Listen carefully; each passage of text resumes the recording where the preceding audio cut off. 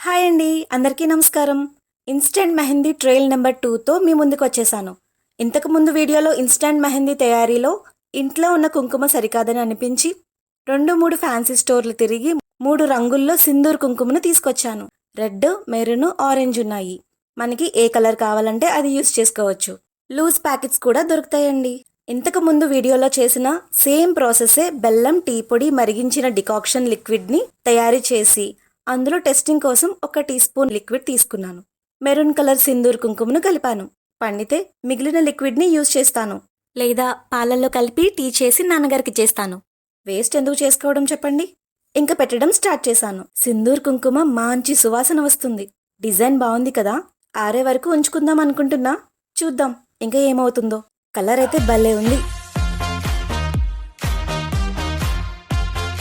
2 గంటలు ఉంచినా మెహందీ ఆరలేదు.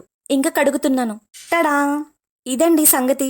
దీన్ని బట్టి నాకు అర్థమైంది ఏంటంటే కుంకుమది తప్పు కాదు, డికాక్షన్ ప్రాసెసే సరికాదు. ఎందుకంటే చూడండి కుంకుమ చేతికి ఎలా అంటుకుంటుందో. బెల్లం, టీ పొడి, మరిగించిన ప్రాసెస్ వేస్ట్ అండి. ఎలా చేసినా వర్కౌట్ అవ్వదు. మళ్ళీ ఫెయిల్ అయింది అని ఊరుకుంటామా? ఈసారి ఇలా కాదు. నెక్స్ట్ ట్రయల్ ఖచ్చితంగా పండి తీరాల్సిందే. ఏ మాత్రం తగ్గేదేలే. సరి అయిన పద్ధతితో ట్రయల్ నెంబర్ 3తో మళ్ళీ మీ ముందుకు వస్తాను. చూస్తూనే ఉండండి. Thank you.